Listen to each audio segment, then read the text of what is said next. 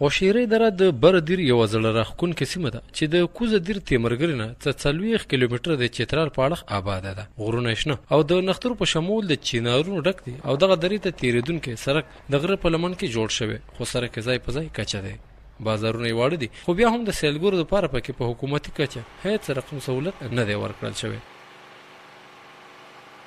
هوشیری دره چې کومه ده دا په دریو یونین کونسلو باندې مشتمله، خو دریواړه یونین کونسله د یو بل نه ښایسته دي. بیا په دې کې خصوصي کم تورست اسپاټ یا سیلګري ځایونه چې دي نو هغه لامچړ دی او سیدګۍ ډنډه ده. خو لامچړ ته چې کوم دی نو هلته د سیلګرو کم رسایي چې هغه ممکن دي، خو سیدګۍ ډنډه چې کومه ده نو هلته لږ مشکل دي، ځکه چې هلته چې ځي نو کم از کم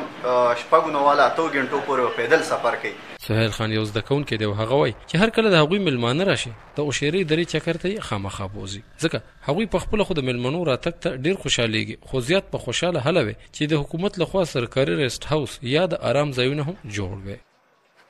چې کوم ملګري راشي هغوی موږ ته دا وایي چې یاره